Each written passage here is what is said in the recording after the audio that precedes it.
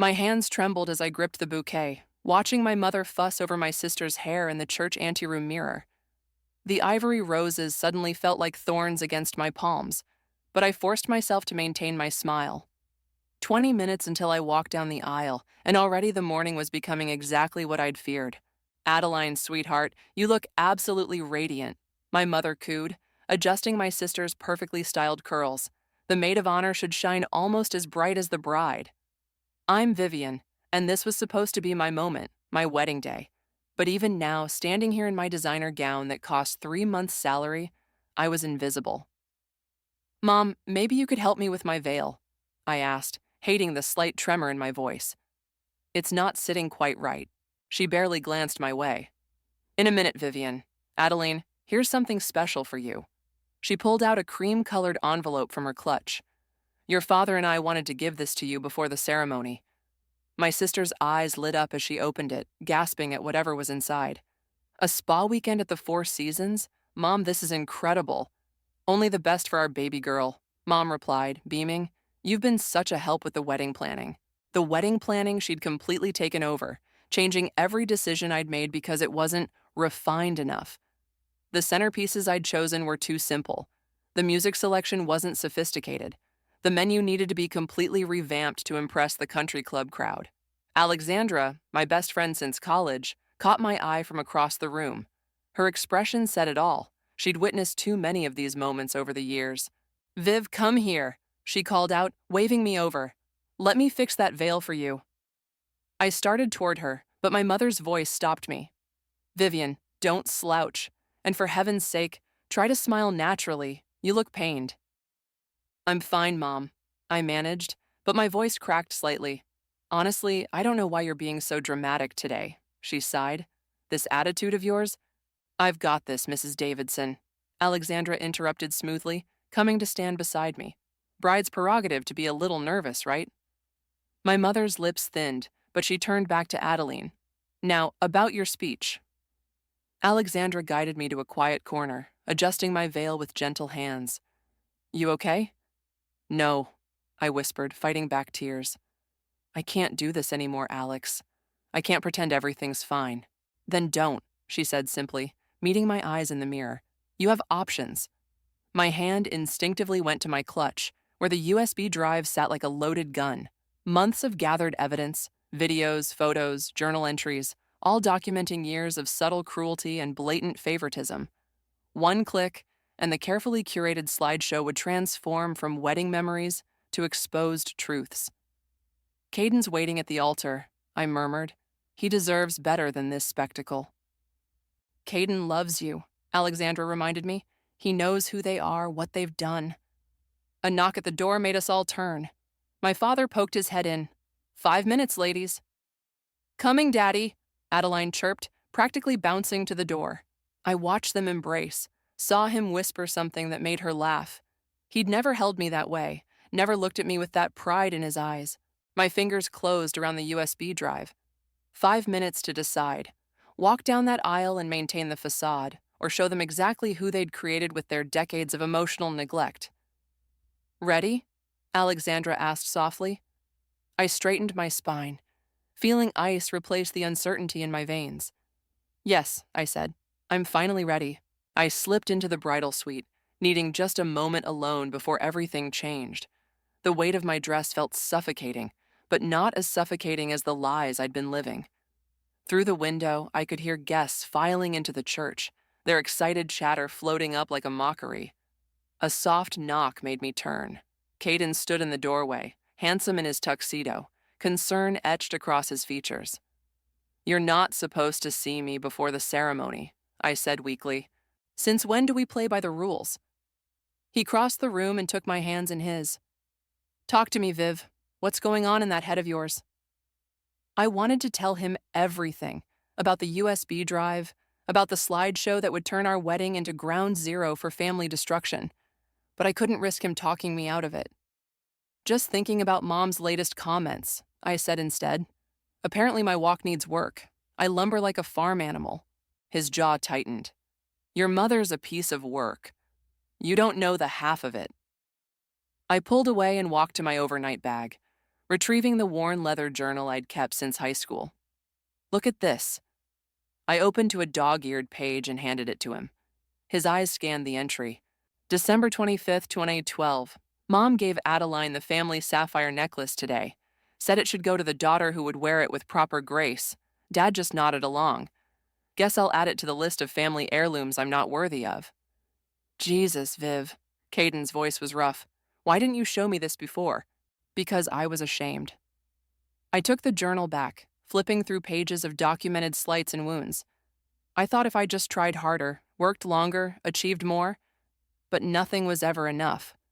Another knock interrupted us. 2 minutes, Alexandra called through the door. Caden pulled me close. We don't have to go through with this. We can leave right now. Go somewhere they'll never find us. For a moment, I was tempted. But then I heard my mother's voice in the hallway, still fawning over Adeline, and my resolve hardened. No, I said. I need to do this. I need them to see. See what? His eyes searched mine. Before I could answer, the door burst open. My mother stood there, face thunderous. What is he doing in here? She demanded. This is completely inappropriate. You're ruining everything. I felt Caden's hand squeeze mine. Mrs. Davidson, I was just... Out, she ordered. Vivian, I swear you do these things deliberately to embarrass me. What will people think? They'll think I wanted a moment with the man I love, I shot back. She recoiled as if I'd slapped her. That tone of voice. Save it, I interrupted. Just save it for Adeline. Something flickered in her eyes. Surprise? Maybe even hurt. But I was done caring. I turned to Caden. I'll see you at the altar. He hesitated, then kissed my cheek. I love you, he whispered. Whatever happens next. As he left, my mother started in on my makeup, my hair, my attitude. But her words washed over me like white noise. I was focused on the USB drive, on the truth it contained, on the years of pain about to be projected on that reception hall screen. Alexandra slipped in as my mother finally left. Everything's ready, she murmured. Xander confirmed the tech is set up. I nodded, touching the hidden pocket where the drive sat. Then let's give them a wedding they'll never forget. The organ music started, its first notes drifting up like a funeral dirge. How fitting, I thought. After today, the perfect family facade would be dead and buried. The memory hit me as I waited for the processional to begin. My 10th birthday party, the day I first understood what I meant to my parents. Smile for the camera, girls, Dad called out, camcorder raised. But his lens, like always, found Adeline. I watched my 7-year-old sister twirl in her party dress, stealing the spotlight at my own celebration. Behind her, little me sat at the table, shoulders slumped, birthday cake untouched. Found that footage last week, I whispered to Alexandra as we stood in the church vestibule. It's going in the montage. Good, she replied fiercely. Let them see exactly what they did. Xander appeared beside us, laptop bag slung over his shoulder. Everything's set up in the reception hall. You sure about this? I nodded. Did you get the other video I sent? The one from Christmas? All queued up, though I still can't believe your mom actually said that on camera. If only Vivian had Adeline's natural grace, I quoted bitterly. She didn't even realize Dad was filming. The wedding coordinator appeared, clipboard in hand. Places, everyone. Bride, you're up in 2 minutes. My father rounded the corner, stopping short when he saw Xander. Who's this? Wedding videographer. Alexandra jumped in smoothly. Last minute hire. The other one got sick. Dad frowned. Your mother arranged everything through her country club friends. I don't remember. Daddy! Adeline's voice rang out as she hurried over, perfectly coiffed and glowing. The coordinator needs you to sign something about the champagne tower. His attention immediately shifted. Of course, princess. Vivian, try to keep up with the processional this time. Your walkthrough was a bit uneven. They walked away, heads bent together, sharing some private joke. I gripped my bouquet tighter, thorns pricking my palms. Hey, Xander touched my arm. You okay? I will be. I pulled the USB drive from my hidden pocket. This has the final version? He nodded. Everything you sent, plus the footage from last week's rehearsal dinner. Your mom's speech about Adeline being the daughter every mother dreams of is crystal clear. Perfect. I handed it back. Make sure it plays right after the best man's toast. Vivian, Alexandra's voice was gentle. Last chance to back out. The organ music swelled, signaling the start of the processional. Through the doorway, I could see my mother dabbing at her eyes in the front pew, making sure everyone noticed her emotional display. Next to her, an empty seat where she'd placed her purse, ensuring no one could sit too close. No backing out, I said. They need to see themselves as they really are. Xander squeezed my shoulder before slipping away. I'll make sure everything's perfect. The coordinator reappeared, gesturing frantically. Positions, maid of honor, you're up. Adeline floated past in her blush pink gown, pausing to adjust my veil. Try not to trip, Viv. Everyone's watching. As she disappeared down the aisle, Alexandra grabbed my hand. Remember when we planned your wedding in college? How you wanted it small and intimate? I laughed hollowly. Before Mom took over and turned it into her social event of the season? This is still your day, she whispered fiercely. Take it back. The wedding march began. My father reappeared, offering his arms stiffly. No words of love, no tender moment between father and daughter. Just duty and appearance. I took his arm, feeling the USB drive's weight in my pocket like a ticking bomb. In a few hours, the carefully curated Davidson family image would shatter like the champagne tower Mom had insisted on. Ready, daughter? Dad asked, but he was already looking down the aisle, probably checking that Adeline had hit her mark perfectly. Ready, I answered, though he wasn't listening. I've never been more ready. The reception hall's air conditioning raised goosebumps on my arms as I walked through, checking the final details. The enormous projector screen loomed at the front of the room, innocent-looking but loaded with ammunition.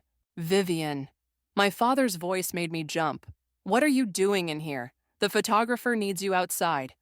Just making sure everything's perfect, I said, watching him scan the room with a critical eye. He frowned at the screen. Your mother specifically said no slideshow. She thinks they're tacky. Changed my mind.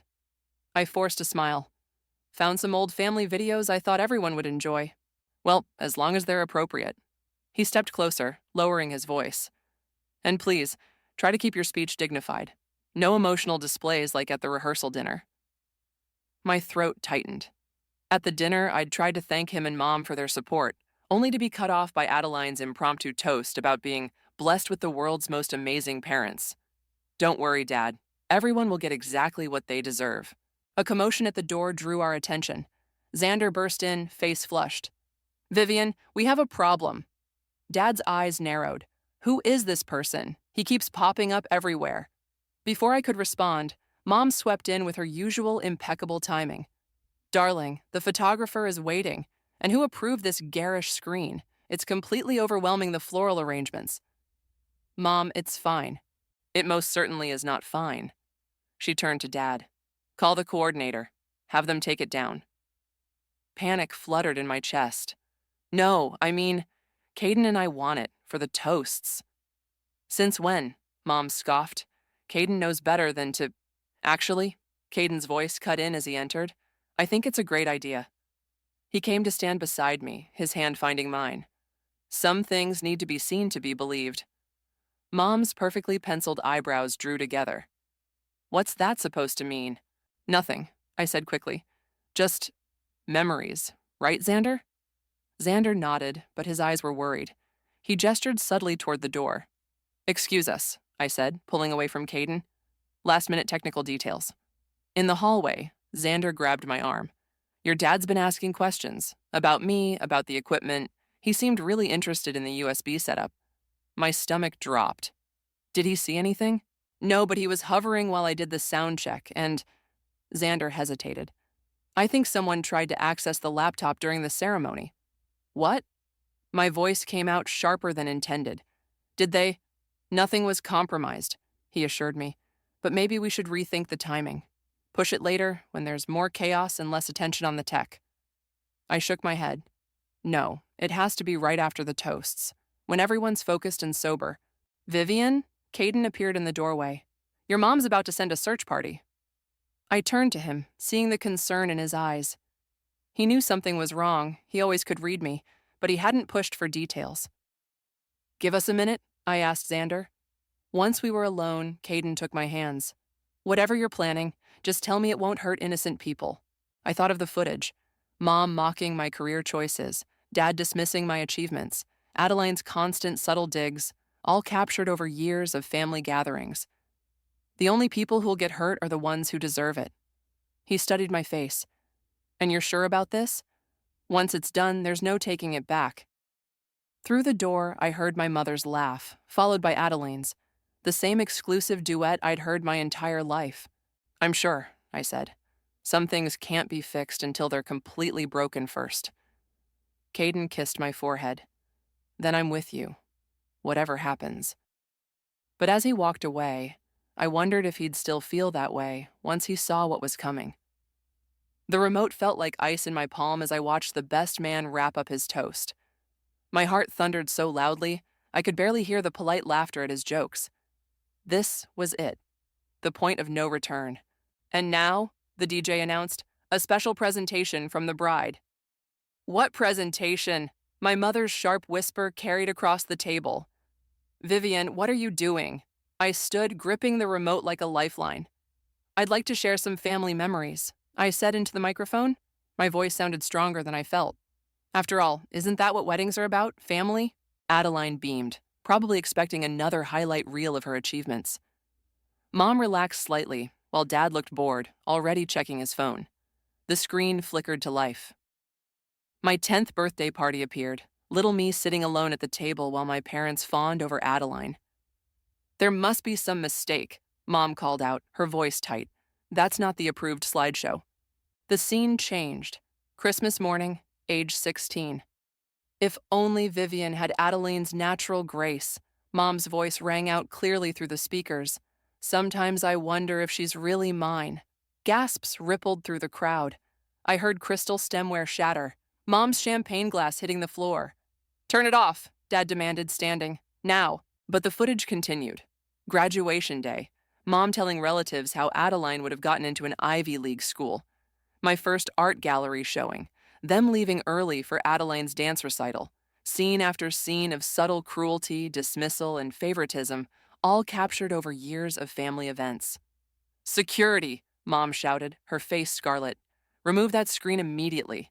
Let it play, Alexandra's voice rang out. She stood facing my parents. Let everyone see the truth. The latest clip started, last week's rehearsal dinner. Mom's speech about Adeline being the daughter she'd always dreamed of, while I sat there, invisible as always. Vivian. Caden's hand found mine under the table. You okay? I nodded, unable to speak. The room had gone deathly quiet, all eyes riveted to the screen. Adeline burst into tears, mascara streaming. How could you do this to me, to us, on your wedding day? To you? I finally found my voice. This is what was done to me. Every day, every event, every moment that should have been mine. That's enough. Dad slammed his hand on the table. You're making a scene. No, you made this scene, I said, my voice carrying across the silent room. Years of it, I just edited it together. Mom stood, swaying slightly. We gave you everything. This beautiful wedding. This wedding? I laughed, the sound brittle. This is your wedding, Mom. Your guests, your choices, your perfect vision. Just like everything else in my life. Xander, I called out, play the final clip. The screen showed last night's rehearsal. Mom and Dad in the church, not knowing they were being recorded. At least Adeline will give us a proper wedding someday. Mom's voice echoed, one we can actually be proud of. The footage cut off. In the devastating silence that followed, I stood up, removing my veil. Vivian, don't you dare, Mom started. I dare, I cut her off. I dare to finally show everyone exactly who you are, who you've always been. Caden stood beside me, his hand steady on my back. We should go. You'll regret this, Dad warned, his face purple with rage. You have no idea what you've done. I looked at their faces. Mom's shocked betrayal, Dad's anger, Adeline's mascara-streaked confusion. Years of pain crystallized into this single perfect moment of truth. No, I said quietly. For the first time in my life, I know exactly what I'm doing. Taking Caden's hand, I turned toward the exit, leaving behind the wreckage of the perfect family facade. The silence in the reception hall was deafening. Every clink of silverware, Every shuffled foot echoed like thunder as guests processed what they'd just witnessed. I stood my ground, watching my mother's perfectly crafted world crumble around her designer heels. How dare you? She finally broke the silence, her voice trembling. After everything we've sacrificed. Sacrificed? I cut her off. Tell me, Mom, what exactly did you sacrifice? Your country club membership? Your weekly spa days with Adeline? Stop it, Adeline shrieked, mascara creating black rivers down her cheeks. You're just jealous because… Because what? I turned to face her. Because they loved you more? You're right, they did. They do. And you know what? That's not your fault. But their cruelty, their constant dismissal of me, that's on them. The crowd murmured, some guests awkwardly pushing back their chairs. Perhaps, a familiar voice called out, you'd all like to hear about the time Vivian won the state art competition? I turned to see my high school art teacher, Mrs. Palmer, standing. Mom had invited her because she was socially connected, never knowing she'd been more of a mother to me than she had. The ceremony was beautiful, Mrs. Palmer continued. Vivian's piece was displayed in the Capitol building. Her parents, of course, couldn't attend. They had Adeline's dance recital that day. More murmurs, more uncomfortable shifting. That's not fair, Dad protested weakly. We couldn't be everywhere. Funny, Alexandra interrupted, how everywhere always seemed to be wherever Adeline was. Mom's face had gone from red to white. You ungrateful. I was grateful, I shouted, surprising myself with the force of it. Grateful for every scrap of attention, every half-hearted good job, every birthday you remembered at the last minute.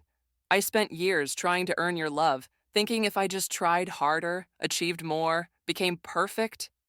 You were never perfect, Mom spat, then immediately clasped her hand over her mouth. The room collectively gasped. Even Adeline looked shocked. And there it is, I said quietly. The truth, finally.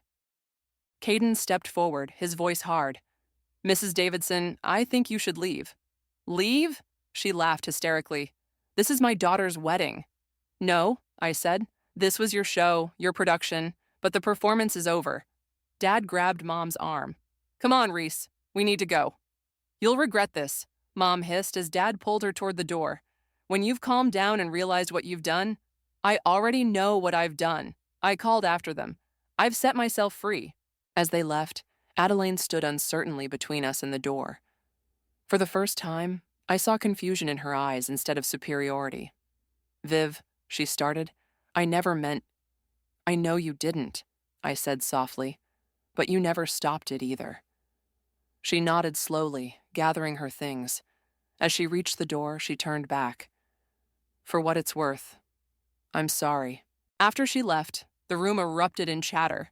Some guests approached with awkward congratulations. Others hurried out, no doubt racing home to spread the gossip.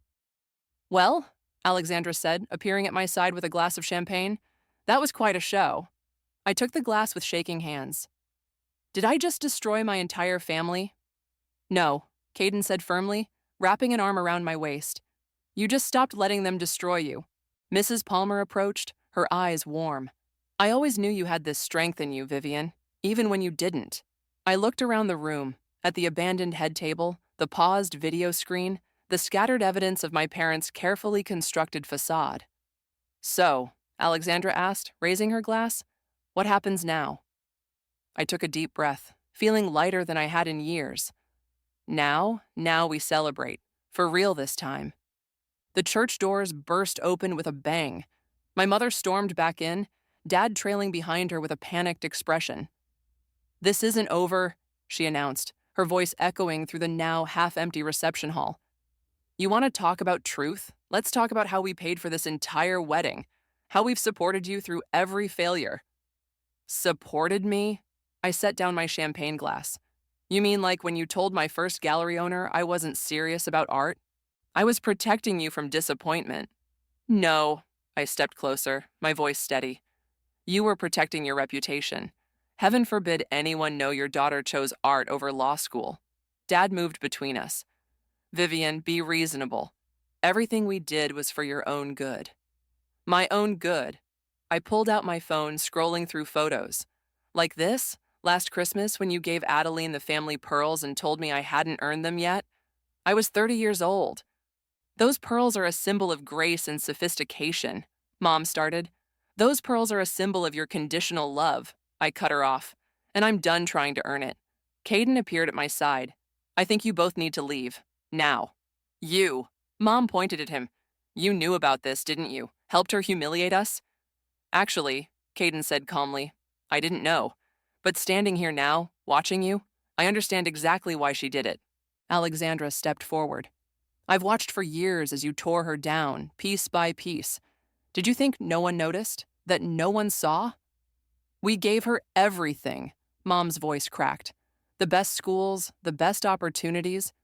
Everything except love, Mrs. Palmer interjected, joining our group. Everything except acceptance. And who are you to judge? Mom whirled on her. Some public school teacher who filled her head with unrealistic dreams? I'm someone who saw her talent, Mrs. Palmer replied steadily. Who celebrated her victories when you were too busy with Adeline's. Dad grabbed Mom's arm again. Reese, please, you're making a scene. A scene? She laughed wildly. Our daughter just broadcasted our private family moments to half the country club, and I'm making a scene? Those weren't private moments, I said quietly. They were public humiliations. You made sure everyone saw them. I just showed them again, all at once. You ungrateful little... That's enough. Caden's voice boomed through the hall. Mrs. Davidson, if you don't leave now, I'm calling security. She stepped back, smoothing her designer dress. Fine, but don't come crying to us when your perfect little rebellion falls apart. When you realize what you've thrown away.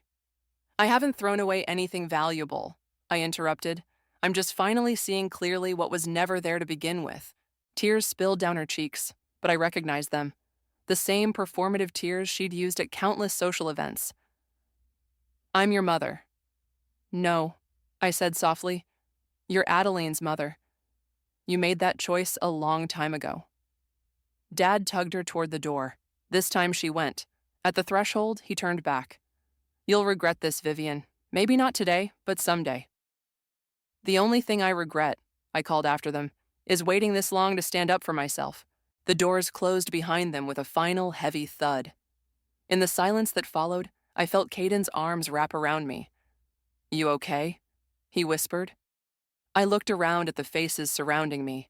Alexandra's fierce pride, Mrs. Palmer's quiet approval, the remaining guests' mixture of shock and respect. Actually, I said, surprising myself with the truth of it, I am. For the first time in my life, I really am. So, Alexandra raised an eyebrow. Should we start the real party now? I reached up and finally, fully removed my veil. Yes. Let's celebrate something authentic for once. The morning sun streamed through the church windows as I gathered my things, the aftermath of last night's confrontation still hanging in the air. Caden helped me pack up the remnants of what should have been our wedding reception, but had become something far more meaningful. My Declaration of Independence. Found this, Alexandra said, holding up my mother's carefully crafted seating chart. Want it for the scrapbook? I laughed, really laughed for the first time in what felt like forever. Burn it. Your mother would have a heart attack, Mrs. Palmer commented, helping us collect centerpieces. She spent hours making sure no one who mattered sat with the common folk. My phone buzzed again. The 20th text from Adeline since last night. I finally opened it. I never realized how bad it was. I'm so sorry, Viv. Can we talk? You going to answer her? Caden asked, reading over my shoulder. Eventually, I said, typing a quick, maybe later. But on my terms this time. Xander appeared with his laptop bag. So, what should I do with the footage? Keep it, I decided, as insurance and a reminder.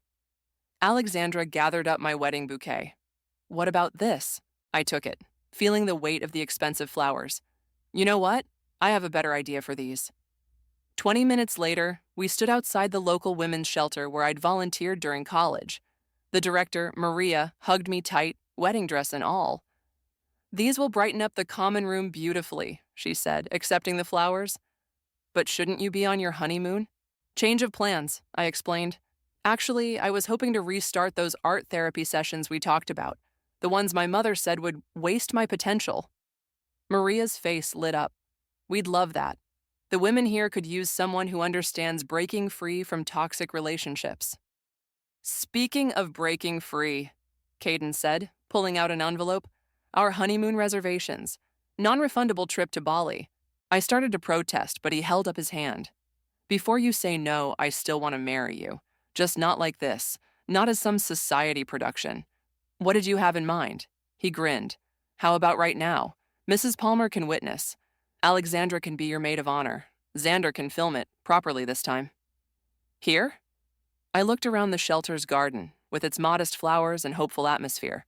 Here, he confirmed, where you're doing what you love, helping others, being yourself. This is the real you, Viv. This is who I fell in love with. Tears pricked my eyes. Real ones, not the performative kind I'd learned from my mother. Maria, would that be okay? She was already pulling out her phone. I know a judge who lives nearby. Give me 5 minutes. As everyone scrambled to arrange an impromptu ceremony, I slipped away to change into the simple sundress Alexandra had packed, just in case. When I returned, the garden had been transformed with scattered flower petals from my discarded bouquet. The judge arrived, smiling at our small, unconventional gathering. As Caden took my hands, I saw nothing but love in his eyes. No judgment, no conditions, no expectations of perfection. Ready? He whispered. I looked at the faces around me. Alexandra's unwavering loyalty, Mrs. Palmer's maternal pride, Xander's friendly support, Maria's understanding smile. This was my real family, chosen and true. I've never been more ready, I said, and meant it with every fiber of my being. The morning sun warmed my face as I finally walked toward my future, not as the daughter my parents wanted, but as the woman I was always meant to be.